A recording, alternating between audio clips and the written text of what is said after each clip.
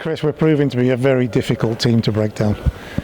Well, yeah, it's great to see really that we're competitive, completely different sort of game. I think Port Vale tried the best to put it on us physically, really.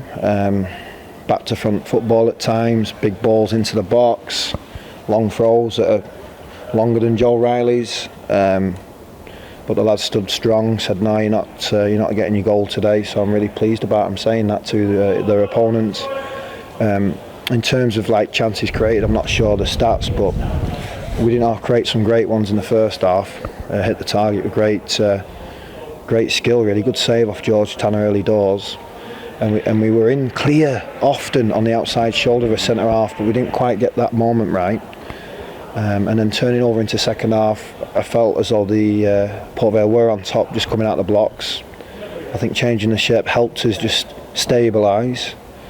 And then of course you put attacking subs on to try and feed, and that's the only bit we didn't get right tonight. That capability under great stress and pressure, just to nick one through to Zach or Brad and they'll be off.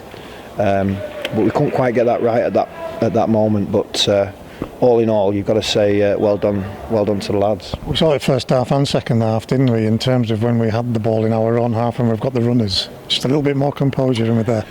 Well, I thought that was quite good. I mean, the way Port Vale played, all we had to do is get wide, stay wide, 2v1s wide. And I was disappointed with Joe Riley checking in and crossing it from deep because it's Leon Legg, he's just going to edit it out. Them sort of actions, no need. Just serve the winger. They're playing wing back, 2v1. You've got an outside shoulder to take on a centre half who doesn't want to come out of his pocket and meet you. So I thought we got that quite well. We switched play well. Brennan got in loads, didn't he? George Tanner had the freedom of this half. You could see that in his shooting.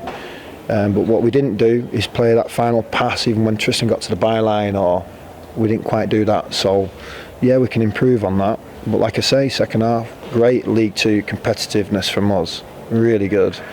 But we just didn't, in the last 20, just have that little nick. And I told John inside in the changing rooms, he just got to play goal side of his man at that moment, because all it is, that little nick, is a flick or a head. That's all it is. And as soon as it drops in that chasm hole, Zach's out. But it didn't happen. We talked about game management of the weekend. These boys have got it. They've got the theory behind this now.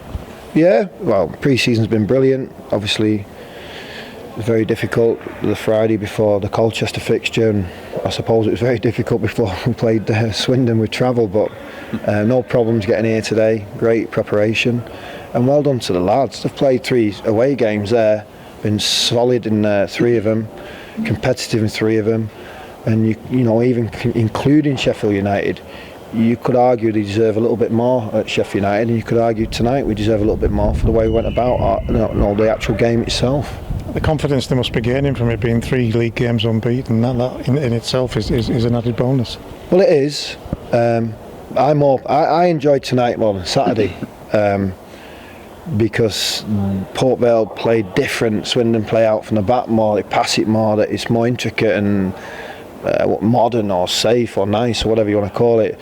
They had the mix of putting it on you and trying the best to upset you off the ball. I mean, I even said to Smithy, the centre half, like, you can have Tristan's shirt after the game. I mean, the ref then says it's 50-50, but we didn't seem to get any help in that second half from the referee on any situation that was middle ground.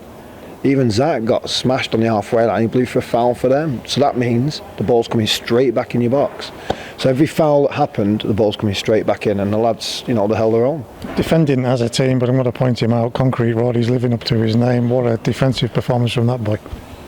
Yeah, well, maybe it's Breeze Block Rod, because that's a bit lighter, isn't it, than Concrete Block, so Breeze Block, but Breeze Block Rod. Yeah, he's lost a bit of weight and he's got a bit more mobile, and but he's a good player, always has been. He had some great games last season. So he's hungry for success, as is everybody. So it's important they hold on to that, and I'm really proud of him again tonight. But I think if we just got a little bit of luck, the goalie, to be fair to him, made a great save off Tanner, didn't he, early doors. It could have been a completely different story, but it wasn't. And defensively, they're doing it as a unit. This is everything that you ask for, all of that hard work that you ask for. Yeah, of course, but you know, things change very quickly in football. Got a rest, like I said. Port Vale got timing sometimes in football. They were fortunate enough, I think, to have they played at home on Saturday, didn't they? So they had back-to-back home games. It's all set up for them to, you know, obviously try and have a successful season, which I think they will if they play with that energy. But you know, we've been Sheffield, Swindon, and tonight, and it's tough. But boys didn't play with any of them excuses, which I don't express anyway. They just get on with it, and that's what I'm really pleased and proud about. Sack's back. Well, yeah, he's just done his running there, extra running. So you know, it's amazing what happens, because he was super sharp pre-season, just missing, I don't know what, a couple of weeks, whatever it ended up being. But it's great to see him out there, and he knows he wants to put some marker down. Of course he does this season, so great to see him play. Yeah. Brad Young didn't look fazed by any of it at all.